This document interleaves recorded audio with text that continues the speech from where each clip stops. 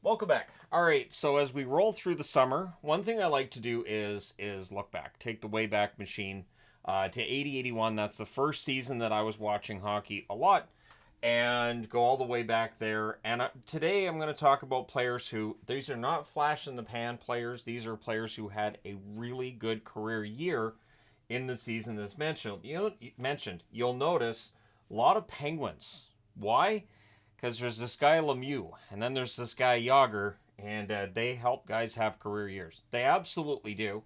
That's part of it. The Oilers show up a couple of times. They had some pretty good players throughout the years, but surprisingly, there's a couple of Maple Leafs up there too, or maybe not surprisingly if you know who I'm going to go with. So, compared to other videos I've done, I've actually got the logos on the board already. So usually I'll have the logos stacked up. For this video, I've decided not to because I'm going from 80-81 through to 03-04. Want to make sure everything fit, and I was like, you know what, that looks good. I'll leave it as is. So, preamble aside, we'll start with the 80-81, and I'm going to put down the player's full name because it wouldn't make much sense if I didn't. Jacques Richard of the Quebec Nordiques, 78 games, 52 goals, 51 assists, 103 points. Jacques Richard was a good player, absolutely. But that 50-goal season, kind of out of nowhere, and then he's out of the league within a few years. So, yeah, Jacques Richard had this absolutely amazing season, kind of out of nowhere. He'd been playing since 72-73. He had played in the WHA as well. And those totals dwarf anything else he did in the NHL. So, Jacques Richard, first one on the board. Second on the board, and the first of two Jets from the 80s. And full transparency, one of my favorite players during that season especially, Morris Lukowich for the Winnipeg Jets. 77 games played, 43 goals, 49 assists, 92 points. Lukowich was a very good player for a long time. Those 92 points, well above his career average and other highs in his career. So Morris Lukowich would go on. I believe he won one Stanley Cup ring with the Oilers. I want to say one. It might have been two.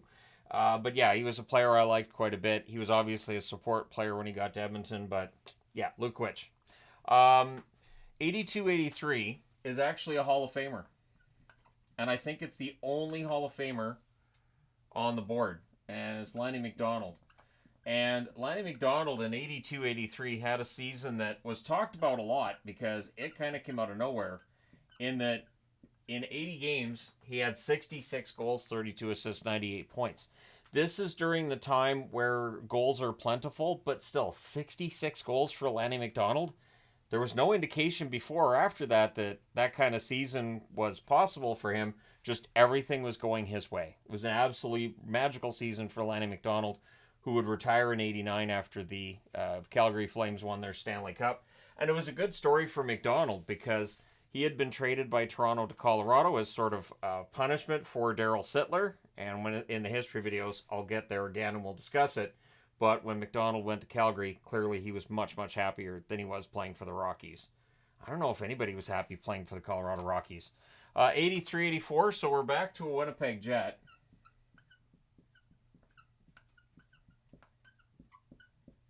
Lucien Deblois. Deblois, 80 games played that year, 34 goals, 45 assists, 79 points. Again, a player who was a good role player, but point per game, that was the one year that he got around that point per game. Absolutely fantastic run. And yeah, a prominent player for those Winnipeg Jets. Dale Hawerchuk was quite the star there. Paul McLean was on his way up and all that. But yeah, Deblois, 79 points. Kind of stands out because he didn't really get close to that again. So hopefully people are getting into this and not going, turn it off. 84-85, another good player who had a nice long career. I think I've already done a video on John Ogrodnik's career as well. 79 games, 55 goals, 50 assists, 105 points. Ogrodnik in the 80s was a player that I liked quite a bit. 105 points was way higher than what he had prior or after. And again, the Detroit Red Wings team that at that point in time in the mid-80s was starting to come out of what had been... they were the team nobody wanted to play for in the late 70s, early 80s. So, Ogrodnik, being there. Yzerman, of course, being drafted and brought in. And Detroit starts to become a destination for players.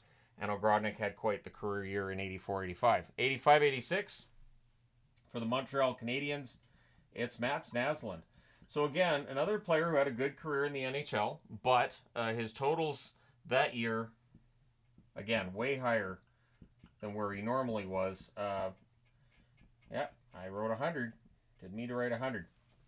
Mats Naslund played 80 games for Montreal, 43 goals, 67 assists, 110 points. And eventually played for Boston, which looked weird, not going to lie. Naslund playing for Boston shouldn't happen, same as Chris Nyland. It just didn't look great. But Mats Naslund was a good player. He was about a decade, of course, before Marcus Naslund would become the best-known Naslund. And Mats had some moves. He was a pretty darn good player for a Montreal team that won the Stanley Cup in 85-86. So Naslund had a career year at the exact right time. 86-87, it's a Vancouver Canuck. And I've talked about him. I've never done a career video, which surprises me a little bit, on Doug Lidster. I still haven't decided whether or not I'm going to be doing career videos for while I'm on vacation. But Lidster that year, the Canucks played him a lot. I'm not going to lie. The 63 points Lidster put up, he had 12 goals, 51 assists in 80 games. I wouldn't be surprised if he led the league in ice time. I don't think they tracked ice time in 86-87. Lidster, the Canucks had him out there all the time. He was their best defenseman. It wasn't close. This was the era where Lidster and Butcher were played a ton by Vancouver, and that was easily Lidster's best offensive season. And that would be the standard bearer of points in a season until... Is that the mark that stood until Quinn Hughes came into the picture? Because, I mean, Hughes has just decimated all the Canucks record books for defensemen. But Lidster, I give him full credit for that ridiculous season. So, 87-88 is a player who played for Pittsburgh and then was traded to the Edmonton Oilers. And you may know him from television. It's Craig Simpson. Simpson had a good career. He was a good goal scorer. I know there are people that don't necessarily like Simpson as an announcer. But in terms of goal scoring, he does know what he's talking about. 80 games, 56 goals, 34 assists, 90 points combined between Pittsburgh and Edmonton. He goes from playing on a team with Mario Lemieux to playing on a team with Wayne Gretzky. So that's going to lead to some goals. And again, the 90 points in 80 games, really, really strong numbers. He never got close to 56 goals again. Everything fell his way that season. So, yeah, Craig Simpson, the 87-88 pick. 88-89... another Penguin. Rob Brown kind of came out of nowhere, and he wasn't a top guy for that long, but it was something to watch. 68 games, 49 goals, 66 assists, 115 points for Rob Brown. That's how you have a career year right there. Again, his career didn't end up being that long. This was, I want to say, his second year. I know it wasn't his rookie year because it was his rookie year with 115 points. He would have won the Calder. Even in the 80s, that would have won you the Calder. But yeah, Rob Brown, really, really strong season. Amazing year. Just wasn't able to follow that up with similar totals because who can? Then we get to the 89-90 pick. I almost didn't pick this one, and I thought, wait a minute, what am I doing? It has to be Gary Leeman. It has to be Gary Leeman because 89-90... in 80 games, Gary Leeman had 51 goals, 44 assists, 95 points, and immediately became a player that would never be able to live up to expectations. He would be traded to Calgary in the Doug Gilmour trade, and I always felt bad for Leeman because he was never going to get back to that 50-goal pace, but that was what people would bring up a lot with him, and here I am being a jerk and making a career year video, and I got Gary Leeman on the board. Leeman was a good player who was a 20-25 goal scorer who had that 51 goal season. Just kind of everything fell his way like some of the others on the board here. You just have that year where the puck's going in the net for you. And from then on, the discussion would be, well, Leeman's not quite as explosive as he was in 89-90. Of course he isn't, because that was just a career year. That's how it works. 90-91, a blast from the past on this one. And I mentioned the playing on the same team as Mario Lemieux bit. John Cullen, you have to feel bad for him. He's traded to Hartford in the Ron Francis trade. 39 goals, 71 assists, 110 points in 78 games between Pittsburgh and Hartford. The interesting thing is, we all remember the Ron Francis deal as being very one-sided. The Ron Francis went on and helped Pittsburgh win Stanley Cups in 91 and 92. John Cullen was a very good young player who, again, had 110 points that year. At the time the trade was made, it didn't look that lopsided. It was years later that you look back and go, wow, that was Pittsburgh capitalizing on the fact that Cullen was having a great career year, and they trade him. They put him into that Francis deal, and it aged very well for Pittsburgh and not as much for Hartford. So, in fact, if Francis stays in Hartford, do the Whalers move to Carolina? Well, the answer is yes, but I might as well throw that into a video because why not? But yeah, John Cullen, one of those guys that gets remembered as being part of a very lopsided trade, but it doesn't tell the story as it was at the time of the trade. 91, 92. Now, I'm going to be honest here. Joe Murphy had a couple of pretty good years in the NHL, but this season stands out to me because up until this point, Joe Murphy was known as a number one draft pick that never lived up to the hype. He played 80 games with the Oilers that year, 35 goals, 47 assists, 82 points. He had another season where he was around a point per game as well. So this one's, I'm not going to say a cheat, but this is one that maybe isn't as strong as some of the others. But Murphy's 82-point season, I had to get into this video because that was remarkable. On an Oilers team that had dropped off, they won the Cup, of course, in 90. They don't win the Cup again after that. But that run by Murphy, who had been part of that kid line in 1990, which as useful as it was for the Oilers, Murphy didn't score a ton during that Stanley Cup run. But that year, it went really well for Murphy. And of course, we know that he had an up and down career overall. But that was quite the year for him. I'll go out and say it's a career year. Then the following season, the Boston Bruins, it's another Joe. And it's not Joe Thornton. Because it would be ridiculous for me to say Joe Thornton had a career year, wouldn't it? It's Joe Juneau. Joe Juneau was my favorite player. One of my favorite players, 92-93 season. In fact, those Bruins, I was convinced this is it. There's going to be a Stanley Cup. You got Cam Neely, you got Adam Oates, and Joe Juneau. I loved his game. 82 games, 32 goals, 70 assists, 102 points, and he wouldn't reach 100 points again in his career. So this sets the bar a little bit high for Joe Juneau. He's young. Teams got better at defending against him in seasons that followed that one. And so, yeah, he ends up being a pretty good player for a long time in his career, but he would never reach those kind of heights again. So, player that I liked quite a bit in 92-93. Again, that Bruins team I was so excited about, and then it just didn't quite work in the playoffs. 93-94. Now, I know I've done a career video on Ray Sheppard. Because Ray Sheppard's one that I understand that from players past, years gone by, might have been forgotten and lost in the shuffle because 93-94, 92-93, got a lot of guys having pretty good years. But Ray Sheppard in 93-94 for Detroit, 52 goals, 41 assists, 93 points over an 82-game schedule. So, well, it was an 84-game schedule in 93-94. He plays 82 of the 84 games for the Detroit Red Wings. But again, a 52-goal season. Sheppard was a very good goal scorer. That 52 goals, though, well above what his career average and career best were. So, yeah, he had quite the year. And sadly, when Detroit's ready to start winning Stanley Cups, I don't think Sheppard had a Stanley Cup in his career. 94-95. So this is a lockout shortened season. It was more difficult for me to find somebody who I felt like had a career year that year because it's a little more than half of what a normal season would be. So I went with Michael Renberg. Renberg, of course, part of the Legion of Doom line with Leclerc and Lindros. But this was quite the year for him. Plays 47 games, 26 goals, 31 assists, 57 points. So again, it's a 48-game schedule. He had 57 points in 47 games. Quite the run there by Renberg as we start to see the Legion of Doom line forming, and what they'd be able to do in the late 90s was quite impressive. 95-96, back to Pittsburgh. And Peter Nedved. Nedved bounced around the league a little bit, but his best year was with Pittsburgh. 80 games, 45 goals, 54 assists, 99 points. That's as close to 100 points as he ever got. Not too shabby, right? Getting near 100 points. As close as you can get without 100 points. Nedved was a player that I will be fully transparent. I was not a Nedved fan during his career, ever. But 99 points, that is an impressive total over an 80-game run, and so Nedved gets on the board there.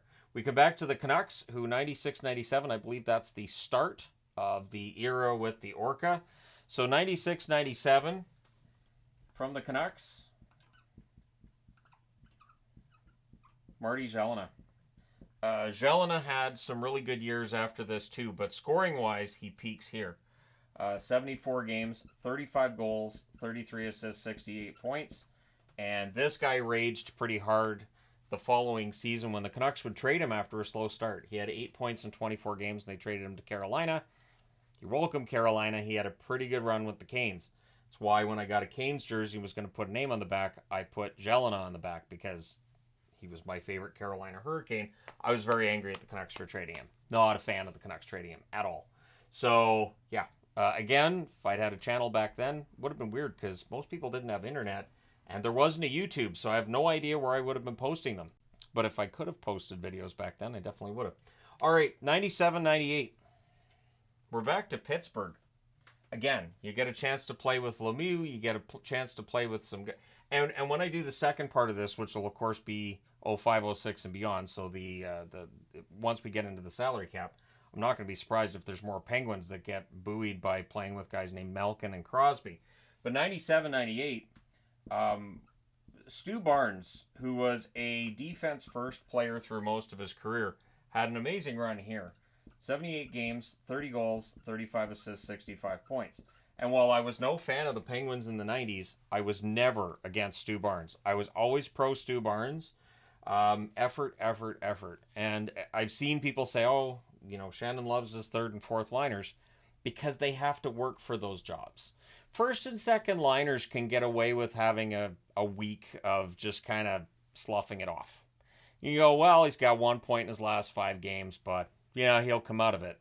Third and fourth liners generally don't have the amount of rope in order to get their game back together. So for guys like Barnes, yeah, I'm always impressed when they stay in the league for as long as they do. And that season he had 30 goals to go with it. So all love from this side of the board.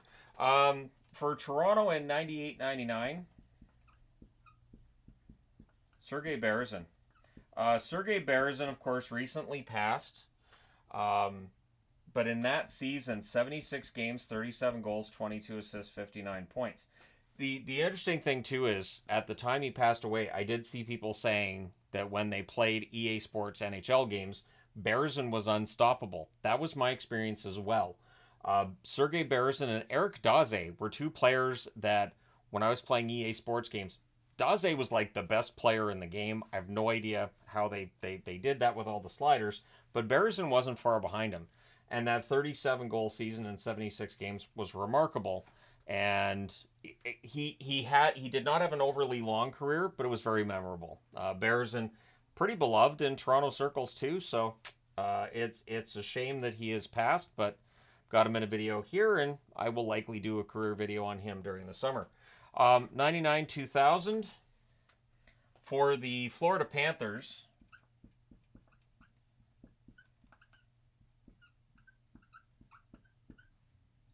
I just change that, make sure that it's clearly a K. It's Viktor Kozlov. So Slava Kozlov had quite the career year for himself with Atlanta at one point. It doesn't make the board. But I wanted to mention it here because Slava Kozlov is one of those players who got better as he got older. Sort of like Jason Arnott, sort of like Joe Pavelski. Players that as they get older, they get better. Well, Kozlov was a high draft pick that was considered to be kind of a flop. But that year for Florida, 80 games, 17 goals, 53 assists for 70 points. So Viktor Kozlov was 70 points in 80 games. He was a former number 6 overall draft pick, and that season he played like a number 6 overall draft pick. So his overall numbers would never quite get to that again. But yeah, that was a good run for him with Florida. 2000-2001 from the Ottawa Senators. Of course, I got to get this into a smaller area, so I have to write it a little bit smaller. Sean McEachern. Sean McEachern. I don't think I've done a video on him either. That's one that I think I should, because it'll be entertaining to look at. He bounced around a bit. But 82 games, 32 goals, 40 assists, 72 points for McEachern. And my memory being is sometimes not as fantastic as what it once was. I had forgotten McEachern had an amazing year for the Ottawa that year. Remembered him playing well in stages before that. But yeah, that's quite the year for him. The Ottawa Senators becoming more of a growing concern in the early 2000s. And of course, they would make their run to the Stanley Cup final in 07. But McEachern had quite the year there. 01-02, their GM now. Yeah, I went with Craig Conroy. Craig Conroy that year had 81 games played, 27 goals, 48 assists, 75 points. So this video's up to 21 minutes. This is part of the reason why I wasn't putting the logos on the board, because I knew this video was going to take a while. So there you go. You're welcome. Craig Conroy, though, quite the season. He was a good player, but the 75 points in 81 games is a career high. It is a career year, and a pretty strong season for Conroy, who gave you an honest effort every game. 02-03, we're back to the Boston Bruins with this one. They're second on the board, right next to Juneau. 02-03. And I think he was part of that 92-93 Bruins team, too. In fact, I'm pretty sure he was. Glenn Murray. I was very upset when the Bruins traded him. When they got him back, I was very excited. Glenn Murray, when he started his career, I remember him being referred to as Little Cam, because Cam Neely, of course, was the guy, and Glenn Murray was seen as potentially being the next Cam Neely. So he was labeled Little Cam. 44 goals, 48 assists, 92 points in 82 games for Murray that year. I was so happy when Boston got him back, and I was kind of obnoxious when he put up those totals. Like, see, I told you never should have traded him. I don't know who I was saying it to, probably a cat at the time, because I don't know anybody, probably maybe a coworker. But anyways, Glenn Murray had himself quite the career year that year in Boston. 03-04, a former Vancouver Canuck. Now, his name's Scott Walker, but everybody seems to refer to him as Scotty Walker. So we'll go with Scotty Walker. 25 goals, 42 assists, 67 points for Walker in 75 games. And again, with me being an old fart, I remember when he was in Vancouver and couldn't get in the lineup. So when Nashville took him in the expansion draft, I remember thinking, okay, how's this going to go? Because he had been on the blue line, he'd been up front, he was basically a tough guy. Walker found his offense when he got to Nashville, and he was exactly the kind of player the Vancouver Canucks needed after he got to Nashville. And of course, Nashville, no takebacks. So there you go. But Walker's 67 points in 75 games, easily his career best. And there you go. From 80-81 until 03-04, just to look at players that had career years. It's one of those videos I like to do over the summer. And thank you guys so much for watching it. I'm wearing my Deadpool jersey because now I'm going to go review Deadpool. But thank you guys so much for all your support. Hit like and subscribe if you haven't done so already. Thank you guys for everything. I will talk to you again soon.